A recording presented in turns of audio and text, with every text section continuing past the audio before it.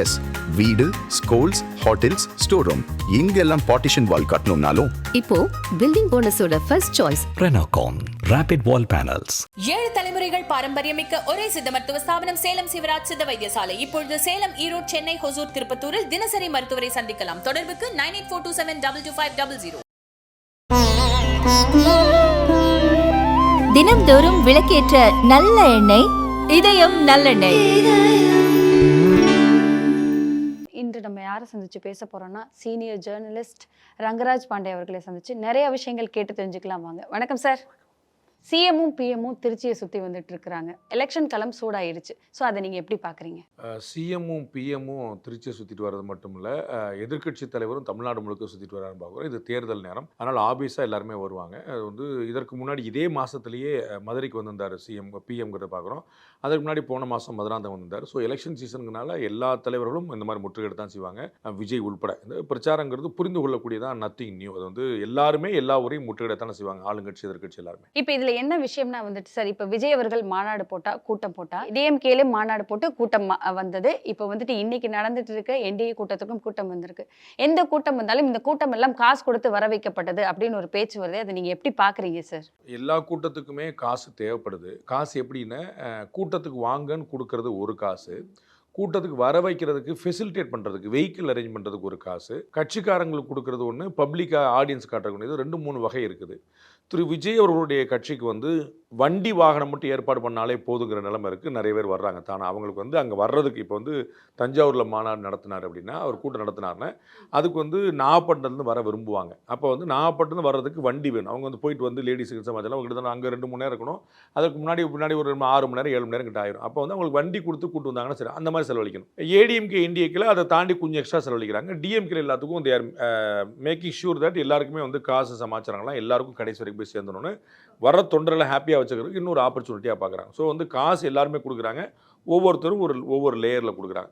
சிலர் சாப்பாடாக கொடுத்துட்றாங்க, சிலர் சரக்காக கொடுத்துட்றாங்க, சிலர் பைசாவாக கொடுத்துட்றாங்க. அப்போ சரக்கா கொடுக்கப்படுகிறது. அது இல்லைன்னு நீங்கள் ஒரு கூட்டத்துக்கு போனால் நீங்கள் பார்த்துருவீங்களா? அது இல்லைன்னு யாருமே சொல்ல மாட்டாங்க. ஒரு கூட்டத்துக்கு போய் பார்த்தா தெரிஞ்சிடும். அது வந்து சார், இப்போ வந்துட்டு எலெக்ஷன் களம் சூடாயிடுச்சு சார். அவங்கவுங்க கருத்துக்களை முன்வைக்க ஆரம்பிச்சிட்டாங்க.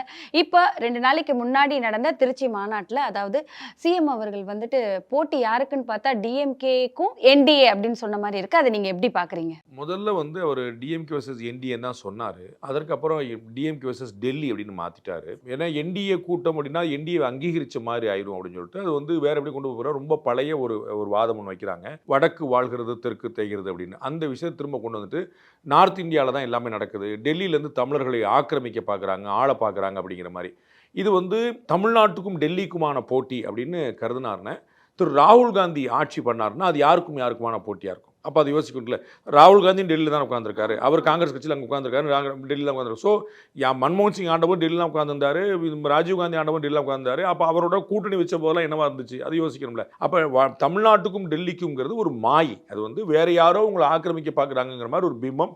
அந்த நெரட்டிவ்ல டிஎம்கே எப்பயுமே ஸ்ட்ராங்காக தான் பார்க்கணும். நம்ம வந்து பார்க்குறோம், நம்ம வந்து பிராமணர்களை எதிர்க்கிறோம்னு சொல்லுவாங்க. ஆனால் திரு ராகுல் காந்தி நான் வந்து ஒரு கவுல் பிராமணர்னு அறிவிச்சிருக்கிறார். அப்போ வந்து நாங்கள் வடக்கை எதிர்க்கிறோம்னு சொல்கிறார். ராகுல் காந்தி எந்த ஊருன்னு நான் கேட்பேன். அப்போ இதை மாதிரியான விஷயங்களில் லாஜிக்கும் ஃபேக்டும் வேறையாக இருக்கிறது. நெரேட்டிவ் இவங்க எப்பயுமே ட்ரை பண்ணிருக்காங்க. அப்படி இன்னொரு நெரேட்டிவ் தான் which is not going to help with them.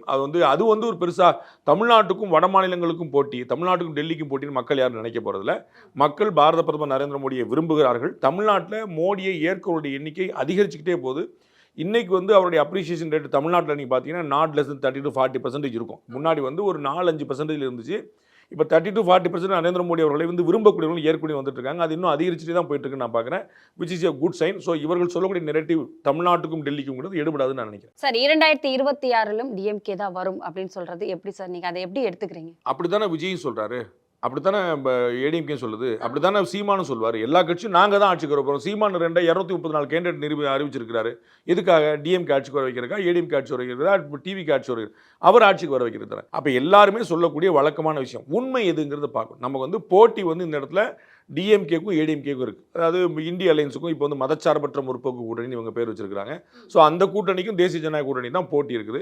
ஆனால் எல்லாருமே நாங்கள் தான் ஆட்சிக்கு வரோம்னு சொல்கிறது ஒரு நார்மலான ரிட்டாரிக். அது எல்லாருமே ஆட்சிக்கு வர்றதுக்காக தான் கட்சி நடத்துகிறாங்க, ஆட்சிக்கு வரதான் விரும்புகிறாங்க. அதற்கான கடுமையான போட்டி இருக்குது மறுக்கிறதுக்குல. திமுக வந்து சுலபமாக தோத்துட்டு விட்டு கொடுத்துட்டு போகல, நீங்கள் வந்து ஜெயிச்சுக்கப்பான்னு விட்டு போகல, கடுமையான ஃபைட் கொடுக்குறாங்க.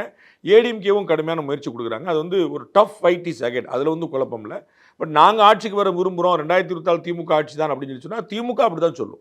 ஏடிஎம்க்கு வந்து அதிமுக ஆட்சி வளர போகிறது யாரும் தடுக்க முடியாது. இன்னைக்கு திரு எடப்பாடி பழனிசாமி திருச்சியில் வரும்போது சொன்னார். அது மாதிரி எல்லாருமே சொல்லத்தான் செய்வாங்க.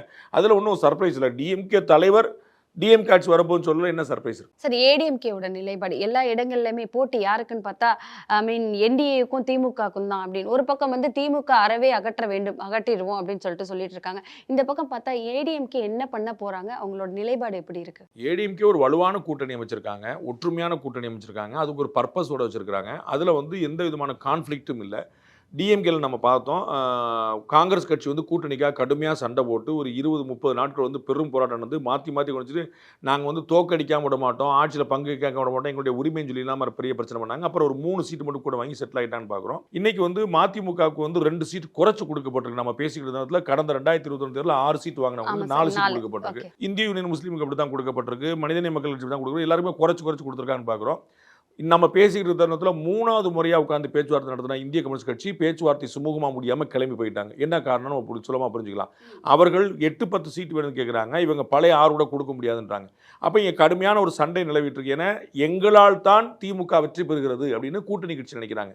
இங்கே என்டிஏல வந்து அதிமுக கூட்டணி எல்லாருமே நம்ம எல்லாரும் சேர்ந்து வெற்றி பெறணும், திமுக ஆட்சி ஆகணும்னு ஒரு சிங்கிள் அஜெண்டாவில் இருக்காங்க. நான் கேள்விப்பட்ட வரைக்கும் திரு அமித்ஷா அவர்கள் திரு எடப்பாடி பழனிசாமி முதல்ல சந்தித்த போது 2025 கூட்டணி உறுதியாச்சுன்னு ஏப்ரல் மாதம் பேசின போது டிஎம்கே ஆட்சி அகற்றணும், உங்களுக்கு என்ன வேணுமோ பண்ணிக்கங்கன்னா சொன்னாங்க. ஸோ ஒரு ஃப்ரீ ஹேண்டு தான் கொடுக்கப்பட்டிருக்கே தவிர டிமாண்ட் பேசிஸில் இல்லை. இவர்கள் சொன்னது போல் அடிமையாக்கிட்டாங்க, எடுபடி ஆக்கிட்டாங்க அப்படின்னாங்க, அதெல்லாம் ஒன்றுமே இல்லை. அவர் ரொம்ப ஃப்ரீ ஹேண்ட் கொடுத்து நீங்கள் வந்து எதனாலும் பண்ணிக்கோங்க, எங்களுக்கு தேவை டிஎம்கே ஆட்சி இருக்கக்கூடாது, அதுக்கான வழியை பண்ணுங்கன்னு சொல்லியிருக்காங்க. அதனால அந்த கூட்டணி ரொம்ப நம்பிக்கையாக தான் ஃபேஸ் பண்ணிட்டு இருக்காங்க. அண்ட் பெரிய ஒரு எதிர்பார்ப்பு ஏற்படுத்தின அம்மா மக்கள் முன்னேற்ற கழகம். அம்மா மக்கள் முன்னேற்ற கழகம் வந்து கூட்டணியில் சேர்ந்த பிறகு தென் மாவட்டத்தில் பாதிப்பு ஏற்படாது, முக்குலத்தர சமுதாயத்தோட வாக்கு வந்து ஒருங்கிணைஞ்சு வருங்கிற மாதிரி பெரிய கான்ஃபிடன்ஸ் வந்தனால என்டிஏ வந்து ரொம்ப கான்ஃபிடண்டாக அந்த தேர்தலை சந்திக்கிறாங்கன்னு நினைக்கிறேன். சட்ட ஒழுங்கு அப்படின்னு பார்த்தா இப்போ சமீபத்தில் பார்த்தா நிறைய விஷயங்கள் வந்துட்டு நடந்துகிட்டே இருக்கு. சின்ன குழந்தை பண்ணிடுறாங்க, நிறைய இடங்களில் நிறைய பிரச்சனைகள் வந்துட்டு இருக்கு. இதை யாரும் கண்டுக்கிற மாதிரியே தெரியல. அதை நீங்கள் எப்படி சார் பார்க்குறீங்க? சட்டம் ஒழுங்கு பிரச்சனையும் பாலியல் வன்முறையும் முதல் முறை நடப்பதல்ல. அதிமுக ஆட்சியில் நடந்திருக்கு, இதற்கு முந்தைய ஆட்சியில் நடந்திருக்கு. அது வந்து காமராஜர் ஆட்சி காலத்தில் கூட பாலியல் வன்முறை இருந்திருக்கும், அதெல்லாம் இல்லாமல்லாம் கிடையாது. 1 எண்ணிக்கை அதிகரிச்சுட்டு இருக்குங்கிறது ஒரு கவலை. 2 அச்சமற்ற தன்மை. அதாவது வந்து இது மாதிரி ஒரு செய்யறதுக்கு நம்ம வந்து முன்னாடி என்னன்னா ஒரு தனியாக போன இளம்பெண் பாலியல் வன்முறைன்னு பார்ப்பாங்க. இப்போ 2.5 வயசு குழந்தை 85 வயசு பாட்டி அப்படின்னு யாருமே விடுதலை பார்க்குறோம். 3வது இன்னும் பெரிய கொடுந்துயரம் வழக்கத்தில் இல்லாத ஒரு விஷயம் என்னன்னா கூட்டு பாலியல் வன்கொடுமை. முன்னாடி வந்து ஒருத்தன் குடிச்சிருக்கிறான், அவன் ஏதோ வெறி பிடிச்சிருக்கிறான், ஒரு பொண்ணு தனியாக போகிற பார்க்குறான், அவன் தூக்கிட்டு போயிடறான், பாலியல் முடிச்சுக்கிறாங்கிற குடும்பம் நடந்துருச்சு. இப்போ 2-3 பேர் சேர்ந்து வச்சுட்டு அந்த பொண்ணும் அந்த பெண்ணும் தனியாக போகிறாங்க, அவங்க லவ் பண்ணுறாங்க, இவன் லவ் போட சொல்லிட்டு நம்ம அண்ணா நகரில் பார்க்குறோம். அண்டு இப்போ மதுராந்தகத்தில் பார்க்குறோம். இது மாதிரி பல இடங்களில் நீங்கள் பார்த்தீங்கன்னா ஒரு பொண்ணோ ஒரு பையனும் எங்கேயோ போகிறாங்க வர்றாங்கிறத பார்த்துட்டு இவர்கள் உள்ளே இறங்கி கடுமையான வந்து 3-4 பேர் வந்து பார்த்தீங்க, கோயம்புத்தூரில் ஏர்போர்ட் படத்தை நடந்தது அதே தான். அந்த மாதிரி 4-5 பேர் உள்ளே புகுந்து அவர்கள் கூட்டு பாலியல் வன்கொடுமைங்கிறது தமிழ்நாட்டில் நடக்காது. அதெல்லாம் முன்னாடி யூபியில், பீகாரில், டெல்லியில் நடந்துட்டு இருந்த விஷயம் இப்போ தமிழ்நாட்டில் நடக்குது. ஸோ எப்பயுமே நடந்துகிட்டு இருக்கு, அதை மறுக்கிறதுக்குள்ள நம்ம வந்து திமுக ஆட்சியில் தான் நடக்குன்னு சொல்லி போய் சொல்ல முடியாது. அந்த எண்ணிக்கை அதிகரித்து கொண்டிருக்கிறது. அச்சமற்ற தன்மை. திரு எடப்பாடி பழனிசாமி எதிர்க்கட்சி தலைவர் சொன்னார், யாருக்கும் பயத்தை காணுமேன்றார். கைது நடக்குது, நீங்கள் அதை மறுக்க முடியாது. நீங்கள் வந்து மானாமரில் கைது நடந்துச்சு, நாங்குநேரில் கைது நடந்துச்சு, இந்த மதுராந்த சம்பவத்திலே ஒருத்தர் கைது பண்ணுறாங்க, கைது நடக்குது, அதெல்லாம் மறுக்கல. வந்து போலீஸ்காரெல்லாம் தூங்கிட்டாங்க அப்படின்னு நம்ம ஏமாத்துறோம். தண்டனை கடுமையா இல்லையா சார்?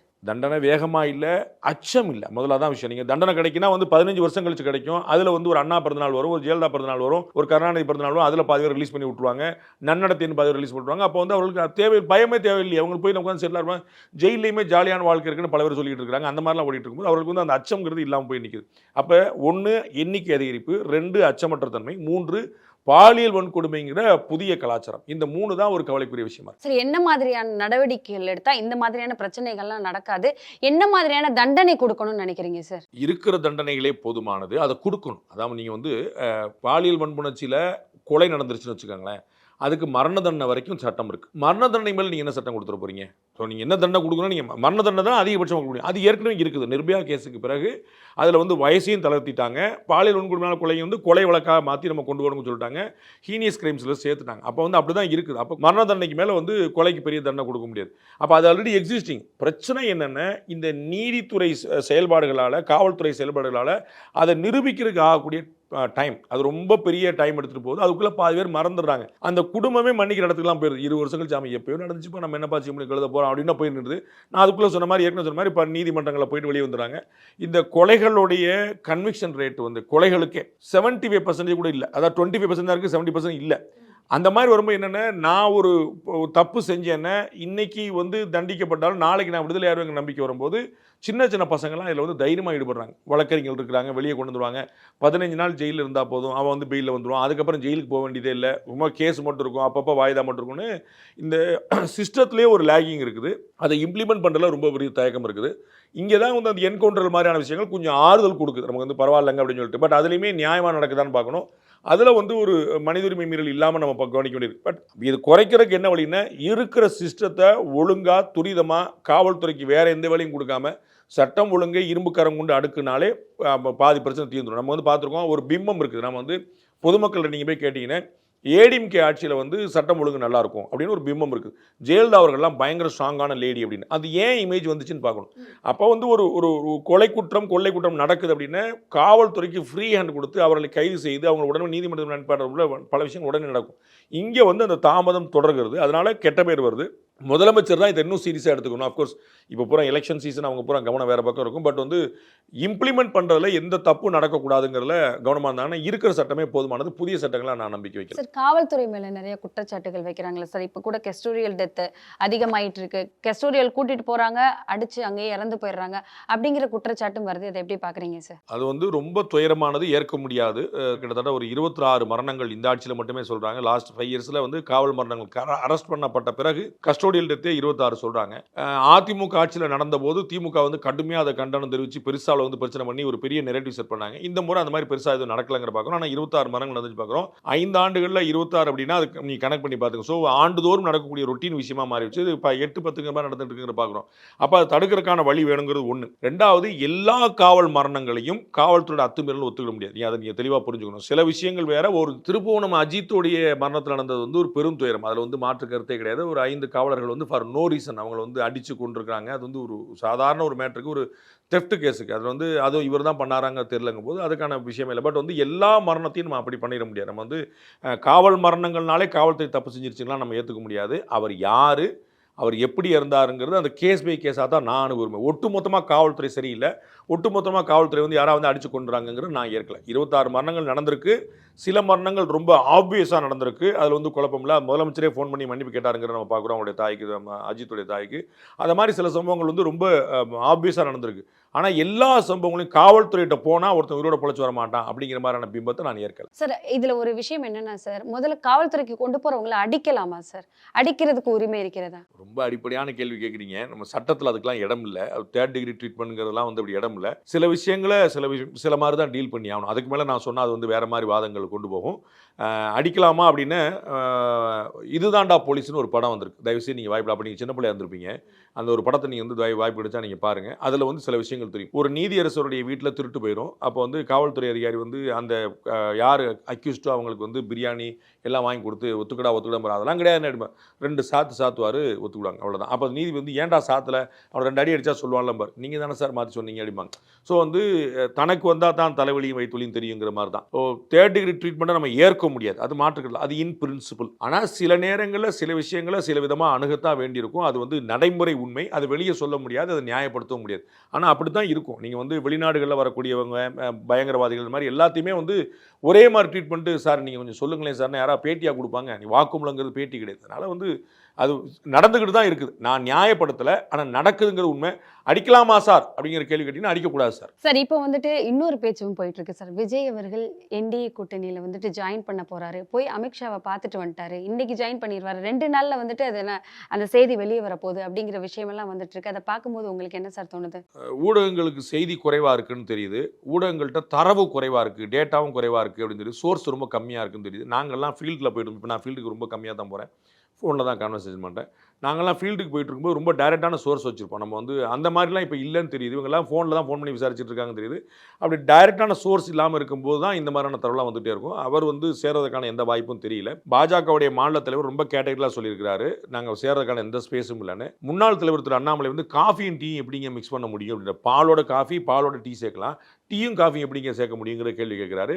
கொள்கையிலேயே எங்களுக்கு முரண்பாடு இருக்குது. அதில் வந்து ஒன்று, இப்போ அம்மா மக்கள் முன்னேற்ற கழகத்துக்கும் அதிமுகவுக்கும் கொள்கை முரண்பாடு கிடையாது, அதிமுகவுக்கும் பாமகவும் கொள்கை முரண்பாடு கிடையாது, பாமகவுக்கும் தமாகவும் கொள்கை முரண்பாடு கிடையாது. உங்களுக்கு புரியுங்களா? ஆனால் தாவேகா வந்து எங்களுடைய கொள்கை எதிரி பாஜகன்னு சொல்லுது. அப்போ அவங்க எப்படி சேர முடியுங்கிற கேள்வி இல்லை. அதனால வந்து அதெல்லாம் வாய்ப்பு இல்லை. பட் இவங்க வந்து ஒரு நியூஸ் வேண்டி இருக்குது, அவர் தமிழில் விஜய் போட்டால் நல்லா இருக்குது, அதனால் அந்த கேள்விகளும் தொடருது, அதுக்கான பதில் தொடருது. வேற வந்து I don't see anything new there. அது வந்து வாய்ப்புகள் இல்லைன்னு நான் நினைக்கிறேன். சரி, எந்த விஷயம் நடந்தாலும் யார் என்ன பேசினாலும் அது பூம் ஆகுதோ இல்லையோ, டிவிகே தலைவர் விஜய் அவர்கள் பேசினா அது பூம் ஆகுது, டிவிகே தலைவரை பத்தின ஒரு செய்தி வந்து அது பூம் ஆகுது. சினிமாவாக இருக்கட்டும், அரசியலாக இருக்கட்டும், பர்சனல் லைஃபாகவும் இருக்கட்டும், அந்த விஷயம் வந்து எல்லா இடங்கள்லையும் பூம் ஆகி அது பெரிய அளவில் பேசப்படுது. அது என்ன காரணம் சார்? ஏன்னா அவங்க சொல்கிறாங்கல்ல, வந்து சோசியல் மீடியா வாரியர், என்ன வாரியர் ஏதோ சொன்னார் அவர் வந்து, அந்த வாரியர் வந்து பயங்கரமாக வேகமாக செயல்படுறாங்க, வேற ஒன்றும் இல்லை. ஏன்னா அவங்கெல்லாம் நேற்று வரைக்கும் அஜித் அடிச்சு பழகிட்டே இருந்தாங்க. அவங்க வந்து அஜித் ஒன்று போட்டால் இவங்க வந்து உள்ளே பாஞ்சு வந்து சண்டை போடுறது, இவங்க எதாவது அவங்கள சண்டை போடுறது, அணில் தலை ஏகே அப்படின்னு மாறி மாறி சண்டை போட்டுருக்குது. அது அப்படியே பழகிட்டே இருந்துருச்சு. கட்சி ஆரம்பிச்சோன்னா இந்த பக்கம் திரும்பிட்டாங்க. அது புதுசாக இருக்குது. நமக்கு வந்து மற்ற ஐடிவிங்கெல்லாம் ஒரு ஐடிவிங்னு ஒரு அமைப்பை ஏற்படுத்தி செயல்பட வேண்டியிருந்துச்சு. ஏடிஎம்கேல தான் முதல்ல மறைந்த முதலமைச்சர் ஜெயலலிதா அவர்கள் ஐடிவிங்னு ஒன்று கிரியேட் பண்ணாங்க. இஃப் ஐ நாட் ராங், இந்தியாவிலே முதல் ஐடிவிங் வந்து ஏடிஎம்கேல தான் உருவாக்கப்பட்டது. ஐடிவிங்னு ஒரு அமைப்பு ரீதியாக 2014 திரு நரேந்திர மோடி அவர்கள் வந்து ரொம்ப எக்ஸிக்யூட் பண்ணார். பட் அமைப்பு ரீதியாக அதை தான் கொண்டு வந்தாங்க. இப்போ எல்லா கட்சியிலுமே வந்திருக்கு. தாவேகா பொறுத்தவரைக்கும் ஐடிவிங்னு ஒன்று அமைக்க தேவையில்லை. தாவேகாவோட தொண்டர்கள் எல்லாமே ஐடிவிங் தான். அவங்க வந்து கடுமையாக எடுத்து போட்டுட்டே இருக்காங்க. ஸோ இதுக்கு முன்னாடி இவங்க வந்து சினிமாவில் அஜித் இந்த மாதிரி விமர்சனம் பண்ணிருந்தாங்க. இந்த பக்கம் வந்து டிஎம்கே பண்ணுறாங்க. இது ஒரு பாயிண்ட். ரெண்டாவது பாயிண்ட் என்ன, புது வரவுக்கு எப்பயுமே ஒரு மார்க்கெட்டில் வந்து ஒரு பெரிய இன்ட்ரெஸ்டிங் இருக்கும். நம்ம வந்து இதுக்கு முன்னாடி கொஞ்சம் நீங்கள் ரீகால் பண்ணி பார்த்தீங்கன்னா, பாமக கட்சி லான்ச் பண்ணும்போது, தேமுதிக கட்சி லான்ச் பண்ணும்போது, மதிமுக கட்சி லான்ச் பண்ணும்போது, பாஜக திரு அண்ணாமலை வந்தபோது, இதெல்லாம் ஒரு புது வரவுகள் வரும்போது டக்குன்னு வந்து ஒரு ரிவியம் கொண்டிருக்கும், அப்படியான்னு ஒன்று இருக்கும். அதை மாதிரி இங்கே வந்திருக்கும்போது அதில் ஒரு எழுச்சி இருக்குது. ரெண்டாவது என்னென்ன, திரு விஜய் அவர்கள் வந்து ஒரு சினிமா நட்சத்திரமாக இருக்கனால அதில் வந்து ஒரு எக்ஸ்ட்ரா ஒரு கிளாமர் ஒன்று இருக்குது, அது ஒரு அட்ராக்ஷன் ஒன்று இருக்குது. அப்போ விஜயை விரும்புகிறவர்கள் பார்க்கிறார்கள், விஜயை வெறுக்கிறவர்களும் பார்க்கிறார்கள். அப்போ டபுள் வியூவர்ஷிப் வந்துடும். அதனால தான் நீங்கள் தமிழ்நிலையில் எப்பயுமே விஜய் போடுறீங்க. விஜய் அவர்களுக்கு இப்போ சிபிஐ சம்மன் கொடுத்துருக்காங்க சார். அதே நேரத்திலே செந்தில் பாலாஜி அவர்களுக்குமே கொடுத்துருக்குறாங்க. என்ன காரணமாக இருக்கும் சார்? ஒரே காரணம் தான். கரூரில் வந்து 41 அப்பாவி உயிர்கள் வந்து வெறுமனே ஒரு நட்சத்திரத்தை, தங்களுடைய தலைவரை திரு விஜயை பார்க்கணும்னு ஆசைப்பட்டு அப்பாவி உயிர்கள் அணியாமல் இழந்தது தான் காரணம். அதற்கு பின்னணியில் சதி ஏதாவது இருக்குதா அப்படின்னு விசாரிக்க வேண்டிய கடமை இருக்குது. தாவேகா இதுக்கு ஒரு சிபிஐ விசாரணை வேணும்னு கேட்டதே தாவேகா தான். அப்போ அதனால தான் உச்சநீதிமன்றம் அதை ஏற்றுக்கொண்டு நீதியரசர் தலைமையில் ஒரு விசாரணைக்கு வந்து அனுமதிச்சிருக்கிறாங்க. அந்த விசாரணை நடந்துகிட்டு இருக்கு. அதில் ஒரு சாட்சி விசாரணையாகத்தான் திரு விஜய் அழைக்கப்படுறாருங்கிற புரிஞ்சுக்கணும். 15ஆம் தேதி இவர் அழைக்கப்பட்டிருக்கார், மார்ச் 15 இவர் அழைக்கப்பட்டிருக்கார். ஸோ வந்து சாட்சியாக தான் 2 முறை விசாரிச்சாங்க, 3ஆவது முறை விசாரிச்சிருக்காங்கன்னு கேட்டிருக்கோம். அவர் சென்னைக்கு மாற்ற சொல்லி கேட்டிருக்காரு. அது பண்ணாலும் சரி தான், பண்ணுவாங்களான்னு தெரியல. அண்டு கரூரில் திரு செந்தில் பாலாஜி வந்து அவர் உள்ளூர் மாவட்ட அமைச்சராக இருந்தவர் அப்படிங்கிறனால அவருக்கு வந்து லோக்கல் இன்ஃப்ளூயன்ஸ் உண்டுங்கனால அவர் தான் முதல்ல போய் மருத்துவமனையில் போய் பாதிக்கப்பட்டவங்கள இறந்தவங்களெல்லாம் போய் பார்த்தவருங்கனால அவருக்கு நிறைய இன்ஃபர்மேஷன் தெரிஞ்சுக்கலான்னு பார்க்குறாங்க. ஸோ எல்லாருமே தகவல் தெரிஞ்சுக்கிறாங்க. உண்மை என்ன, நம்ம வந்து கரூரில் நடந்தது வந்து வெறும் விபத்து தானா அல்லது பின்னணியில் ஏதாவது சதி இருக்குதான்னு விசாரிக்கிறது தான் இந்த முயற்சி. அதனால தான் திரு விஜய் அவர் வந்து அவருடைய கட்சியுடைய மாநாடு தான், அதனால் அவர்கிட்டையும் ஒரு கார்டு கேட்டுக்கிறாங்க. திரு செந்தில் பாலாஜி ஒரு லோக்கலில் இருந்த மினிஸ்டர் அவர் வந்து, அதனால் அவர்கிட்டையும் வந்து கேட்டுக்கிறாங்க. ஸோ அது மாதிரியான விசாரணை தான். விசாரணையுடைய அவுட்கம் தான். நம்ம விசாரணை எல்லாருமே தான் பண்ணுவாங்க, அதில் வந்து குழப்பம் இல்லை. தருமபுரி பஸ்ஸரி போலக்கெல்லாம் வந்து நாங்கள்லாம் சாட்சியாக இருந்திருக்கிறோம். நாங்களாம் வந்து ஏன்னா நாங்கள் மீடியாவில் தான் செய்தி போட்டோம் வச்சோம். அப்போ உங்களுக்கு வந்து என்ன கிடச்சது, ஏது ஃபுட்டேஜ், என்ன கணக்குன்னு சொல்லி கேட்பாங்க. அப்போ நாங்களாம் இந்த மாதிரி வந்து ஒரு சம்பவம் நடந்தால் நல்ல விசாரிப்பாங்க. அந்த மாதிரியான விசாரணை தான். அதனால் முடிவுகள் எப்படி வருதுன்னு பார்க்கணும். அது வந்து விபத்துனால் நடந்ததா, ஒரு சதி காரணமாக இருந்தது தான் அந்த 41 உயிர்களுக்கான ஒரு ஆத்மா சாந்தியதற்கான வாய்ப்பாக இருக்குது. சார், கூட்டணின்னு பேசும்போது நிர்மல்குமார் அவர்களும் மாதவர்ஜுனா அவர்களும் நாங்கள் தனித்து தான் இருப்போம் அப்படிங்கிற விஷயத்த சொல்லிட்டாங்க. ஒருவேளை கூட்டணி போனால் விஜய் அவர்கள் யாரு கூட போனால் நல்லா இருக்கும் சார்? விஜய் அவர்கள் யாரு கூடயும் போக முடியாது. விஜய் அவர்கள் கூட தான் யாராவது வரணும். அன்னைக்கு தான் நிலமா வரணும். விஜய்க்கு யாரு கூடயாவது போகணும்னா அது டிஎம்கேவாக இருக்கணும், ஏடிஎம்கேவாக இருக்கணும். டிஎம்கே கூட போக வாய்ப்பே இல்லை, ஏடிஎம்கே கூட போகிறதுக்கான வாய்ப்பு இல்லைன்னு இப்போ நம்ம பார்க்குறோம். அப்போ இனிமேல் விஜய் கூட தான் யாராவது வந்தால் வரணும். இப்போ எனக்கு தெரிஞ்சு வெறும் கட்சி பாக்கி இருக்கான்னு தெரியல. திருமதி சசிகலா பேர் இல்லாமல் ஒரு கட்சி ஆரம்பிச்சிருக்காங்க. கொடி மட்டும் கண்ணில் பார்த்தேன், பேர் இன்னும் தெரியல. நீங்கள் எதாவது கவனிச்சிங்கன்னா சொல்லுங்கள். அண்டு டாக்டர் ஐயா இருக்கிறாரு, அவரும் வந்து பாட்டாளி மக்கள் கட்சி கிடையாது அப்படின்னு சொல்லிட்டு அன்புமணி அவர்கள் தான் கட்சியில் இருக்காங்க. ஸோ மருத்துவர் ராமதாஸ் 2 பேர் தான் இருக்காங்க, 2 பேர் தான் சந்திச்சிருக்காங்க. இவர்களை தவிர கட்சின்னு ஏதாவது ஒரு அமைப்பு இருக்குதான்னு எனக்கு தெரியல. அவர் யாரோட கூட்டணி வைப்பாருன்னு தெரியல. வேறு யாரோட கூட்டணி வைக்கிறதுக்கான வாய்ப்பு இல்லை. அது சீச்சி இந்த பழம் புளிக்கும் இருக்கிறது தான். அவர் வந்து கூட்டணிக்காக டே 1 எதிர்பார்த்திருந்தார். அவர் வந்து விக்கிரவாண்டியில் அந்த மாநாட்டை நடத்தின போதே நம்மளை நம்பி 4 கூட்டணி கட்சிகள் வருவாங்க, நம்மளோட ஆட்சியில் பங்கு கொடுக்கணும்னு சொல்லியிருந்தாரு. பட் யாருமே வரலங்கிற பார்க்குறோம்.